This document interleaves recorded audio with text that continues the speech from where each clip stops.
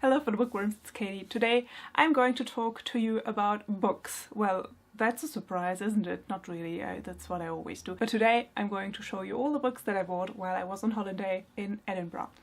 I was in Edinburgh for a week with my best friend and it was wonderful. We walked around a lot. I had some huge blisters. If you think you've packed comfortable shoes, you haven't. You really haven't. If you are going on holiday and know you will walk around a lot, you take those shoes that you've had for 5 years and you wanted to throw out for at least 2 years that are super comfortable and you know that you can walk around in all day. Edinburgh is beautiful. It's just the right temperature, 20 degrees Celsius. I mean, right now in Germany we have about 35 degrees Celsius here in Heidelberg and it's killing me. It's slowly cooking me. I'm about medium rare right now. But give it another week and I'm done. Anyway, so Edinburgh.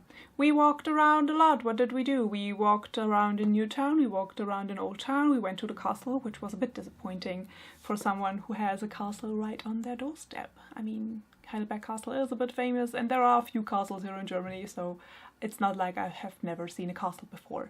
And the castle in Edinburgh is really just a military museum and it was a bit boring for my best friend and me, and we unanimously agreed that the £18.50 that we spent each on admission would have been better used to buy us some pints of beer. What else did we do? Oh, we went on a Harry Potter tour and, you know, visited the sites where J.K. Rowling sat and wrote, one of which was Greyfriars Kirkyard, which is a beautiful, beautiful, beautiful graveyard where we ended up spending most of our time because we don't know how to tourist and didn't know what to do most of the time, so we ended up sitting on that kirkyard and reading. I was writing also. I wrote a wonderful concept of a story that I will write one day, but that's what we did most of the time, sitting in a graveyard and reading, which is my ideal holiday. So yes, Edinburgh is wonderful. If you ever have a chance to go, do so. Let's move on to the books I bought because obviously I went book shopping. We actually dedicated an entire day for me to go book shopping, which was very lovely of my friend to do that with me, to trudge around in the rain and, you know, spend hours and hours and hours in bookshops. That's not something everyone would do for you, you know? So I appreciate her being patient with me and going book shopping with me. If you're asking yourself, why are you going book shopping on a holiday when you have to, you know, carry all the books back home with you? I live in Germany, we don't have English bookshops here, so whenever I have the chance to go in an English bookshop, I will do that, because I usually have to order all the books and I can never really, you know, have the experience of browsing and just stumbling over a book that I find interesting. Usually, English books, I actually have to specifically go out and get them via the internet. Let's see what I got. First book that that's the first book that I actually bought. So first book that I bought, and first book on the heap, coincidentally, is called Consult the Oracle, A Victorian Guide to Folklore and Fortune-Telling by someone. It's a person, it's inside it. Gabriel, Nostradamus, 1899. So this is a reprint of an 1899 book. But this edition was released in 2013. This is basically a list of superstitions that people had during Victorian times, and it's very funny if you read them now, but also a little bit sad that people at the turn to the 20th century still believed in these kinds of things. Let's just randomly open up the book and I will read you one of those superstitions. Shall we? This is amazing.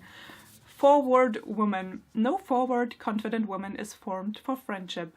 Such a character no woman can conceal, however prudent or artful she may be. Observe only the size of the nose and the upper lip in profile when mention is made of another woman, whether a rival or not a rival, who excites attention. I picked this up in a very small, kind of touristy, kind of bookshoppy, kind of souvenir shop. It's a, you know, it's second-hand book, and I thought, why not? This sounds ridiculous, and if I ever, you know, want to set a story in that time period and need some inspiration of superstitions that people ever had, this is a good way to research that. speaking of research, I also bought this big heavy chunker. It is called The Hermetic Museum, Alchemy and Mysticism by Alexander Roob, I think. It's from the Italian publishing house, who does a lot of, you know, coffee table kind of picture. There are not really picture books, but there are a lot of pictures in there. I have a few back there concerning book illustrations in the medieval times, and one that concerns Art Nouveau artists. And this one is about alchemy and mysticism, which is something that I'm also very interested in.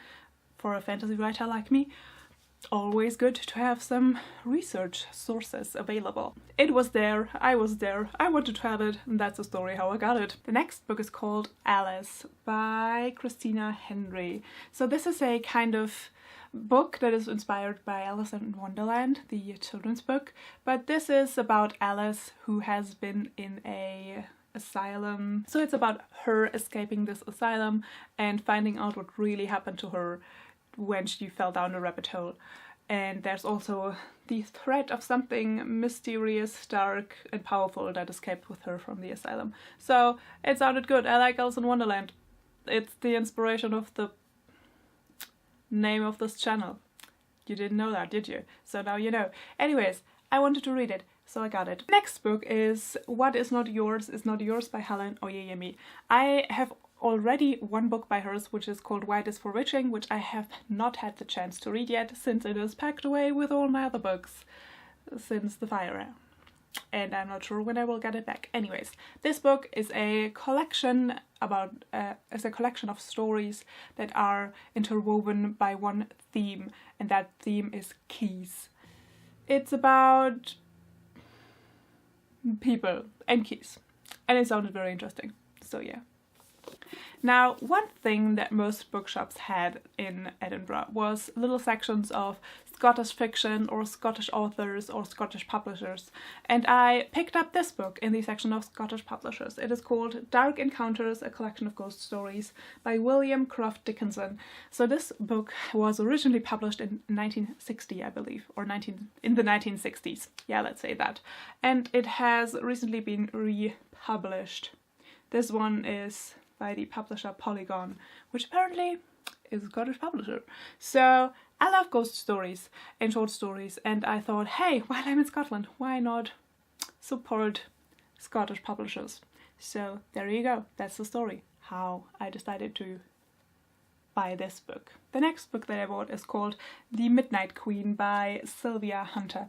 This is a story about a boy that is a disgraced student and a girl that is forbidden to learn magic or get educated, but she does it anyway in a rebellious act.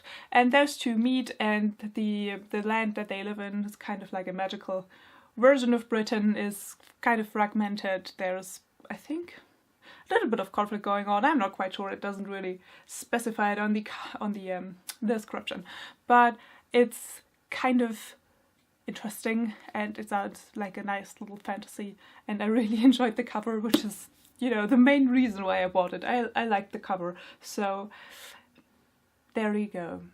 I'm shallow like that sometimes. We all are. Don't try to deny it. I know. You can't fool me. Don't play this game with me. Next book that I picked up is the first book of Temeraire, the series by Naomi Novik. I own one book by Naomi Novik, which is uprooted as an audiobook. As of right now, I have not listened to it, but I will, eventually. She has brought out another book, a new book, didn't she? Spinning Silver? A Rumpelstilzchen? It's not Rumpelstilzchen, by the way, it's Rumpelstilzchen. People, please pronounce names the correct way. Anyways, that's a retelling of Rumpelstilzchen. And I'm interested in that, so I will listen to Uprooted in the next few weeks or so, and then, you know, listen to the new one by her. But I also bought this one because I have heard loads of good things about this series, and who does not enjoy the Napoleon Wars with dragons and that, all of that. I mean, why the fuck not? So since I visited Scotland, I thought I'd learn a little bit about the lore of Scotland. A Guide to Scottish Legends by Sophia, please let me, by Jennifer Westwood and Sophia Kingshill. So this is a very scientific book. It's very thick. It has insanely small print. So I'm hoping to learn a lot about Scottish lore in this book. As I said, as a writer of fantasy, it's always good to have some sources of research available that are not, you know, that do not require me to go outside because I don't like people and socializing. It's a good thing I'm a bookseller and have to talk to people all day, right? The last of the books that I've bought in Scotland is this one, The Wave in the Mind, Talks and Essays on the Writer, the Reader and the Imagination by Ursula K Le Guin. Obviously, of course, you probably know that Ursula K Le Guin was an incredible writer of fantasy, was very successful, and she sadly, unfortunately, passed away not too long ago, and I admire her very much. I've read a few essays by her on the internet through various news outlets, and I think she's a very brilliant woman, although I have never read her fiction. I will rectify that in a little bit. I am always looking for advice by, you know, female fantasy writers. Why not read the words and thoughts of this brilliant woman? So that's how I decided to take this book with me. So I bought 9 books in total. Here they are, all in a neat little pile. I'm looking forward to reading each and every one of these books, and I'm very glad that I got to find these. I'm sure I would never actually, except maybe Temeraire, I would never actually have heard of these books, and I would have probably never picked them up. So I'm very, very glad that, you know, destiny, fate decided that I should stumble across these books at the time that I did. So here we go. Oh my god, they're pretty heavy. Oh, Jesus. Alright everyone, that was it for today.